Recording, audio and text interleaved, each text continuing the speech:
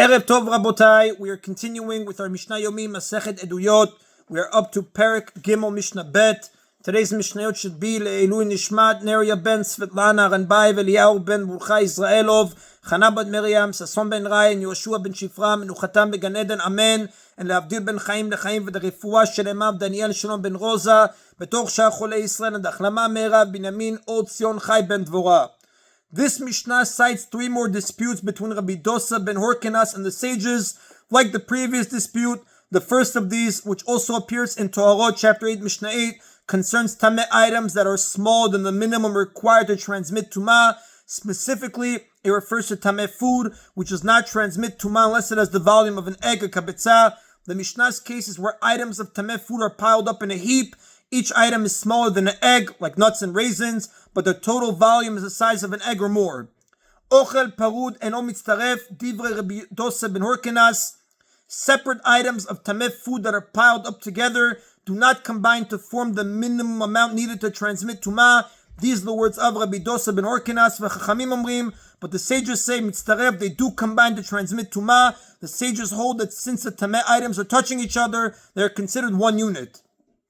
The next dispute is about Maaser Sheni. The owner of Maaser Sheni is obligated to bring it to Jerusalem and eat it there. However, if he wants, he can exchange it for money before he reaches Jerusalem. The Tanaim disagree whether a certain type of coin can be used for the redemption of Maaser Sheni. Mechalelin Maaser Sheni ala Simon.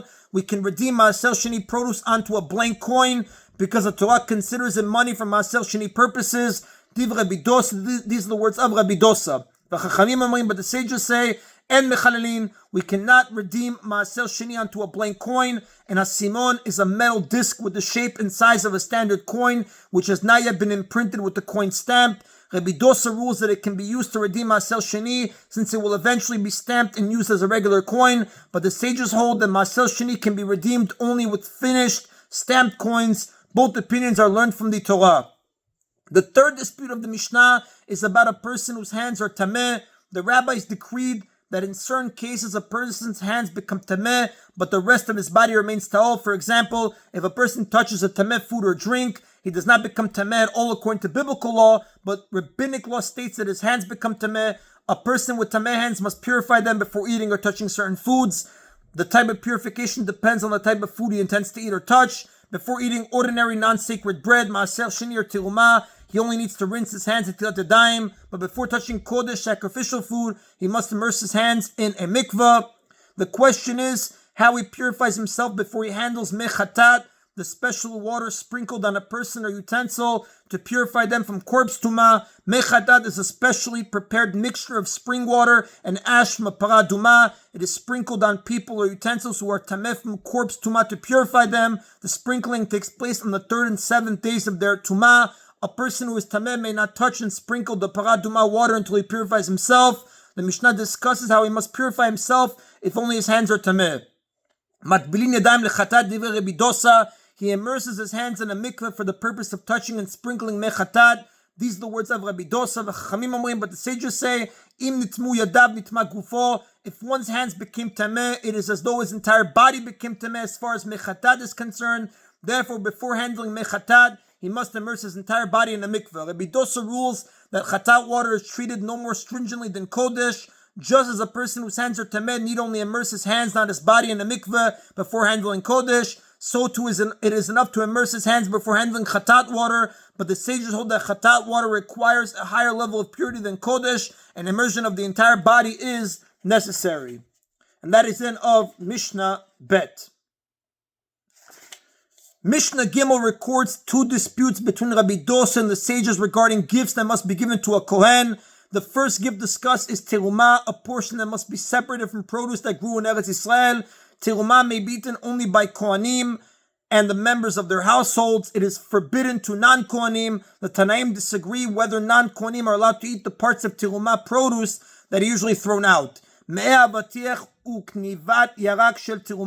The insides of a melon, the pits and juice, and the parts removed from vegetables, such as their outer spoiled leaves that are tirumah. Rabbi Dosa matir lezarim. Rabbi Dosa permits these scraps to be eaten by non-kohanim because he does not regard them as food. The seeds and juice of melons and the outer leaves of vegetables are usually thrown out and not eaten. V'chachamim osrin, but the sages forbid them to non-Kohanim because according to the sages, they have the same status as food.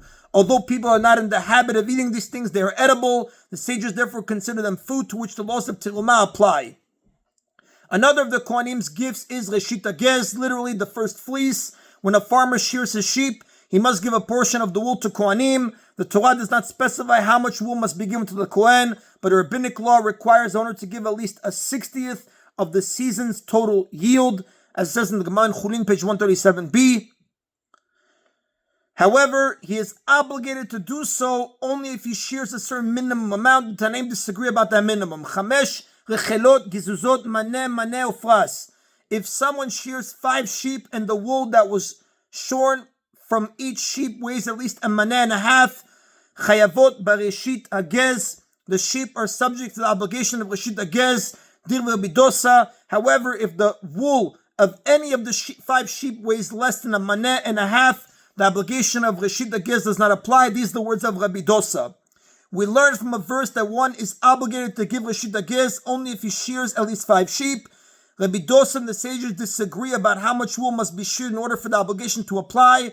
Rabbi Dosa reasons that less than a maneh and a half of wool is not a significant shearing. So if the owner shears less than that amount from even one of the 5 sheep, that sheep cannot be counted among the 5, and so he is not obligated to give reshit agez from any of them. But the sages say, Chamesh rechelot kol shen. If one shears 5 sheep and their wool weighs any amount, they are subject to the law of reshit agez. Although the sages said any amount, they did not mean that there is no minimum at all, but the minimum is far less than Rabbi Dosa requires. While Rabbi Dosa rules that the minimum from each sheep is 1.5 manez, which is equivalent to 37.5 slaim, because 1 maneh is 25 slaim, the sages hold that the minimum from all 5 sheep together is 60 slaim. According to the sages, only 12 slaim of wool is required from each sheep on its own, as the Rambam writes in Echot Bikurim, chapter 10, Halakha 13, whereas Rabbi Dosa would require 37.5 slaim of wool from each sheep on its own. And that is the Nabotai of today's Mishna Yomi. Baruch Adonai Le'olam. Amen v'amen.